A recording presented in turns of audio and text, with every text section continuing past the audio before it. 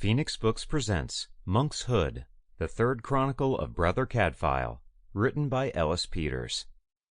This performance by Sir Derek Jacobi is copyright 2014 Phoenix Books and is digitally remastered from the original 1995 Dove audio sound recording.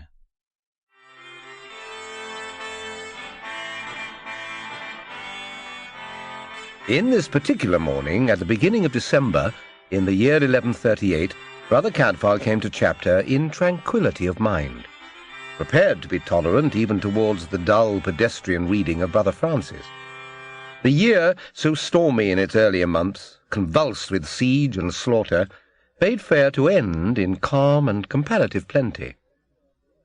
The tide of civil war between King Stephen and the Empress Maud had receded into the southwestern borders, leaving Shrewsbury to recover cautiously from having backed the weaker side, and paid a bloody price for it.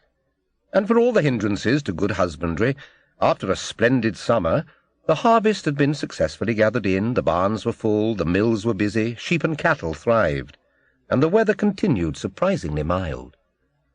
And in his own small kingdom, the crop had been rich and varied.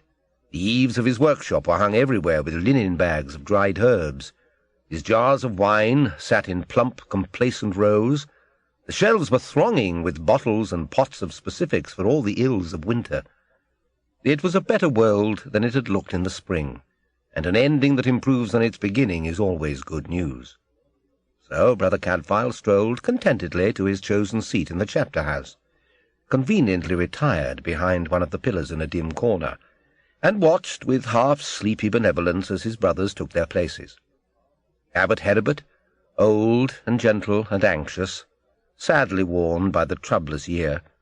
Prior Robert Pennant, immensely tall and patrician, ivory of face and silver of hair and brows, ever erect and stately, as if he had already balanced the mitre for which he yearned.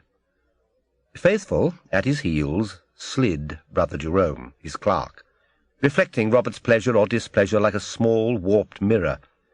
After them came all the other officers, to decorously compose themselves for what bade fair to be an unremarkable day's business. Brother Paul, master of the novices, had a complaint against one of his pupils, in that the youngster had been heard singing in the cloisters while he was employed in copying a prayer of St. Augustine, a secular song of scandalous import, purporting to be the lament of a Christian pilgrim imprisoned by the Saracens, and comforting himself by hugging to his breast the chemise given him at a parting by his lover. Brother Cadfael. Sample complete. Ready to continue?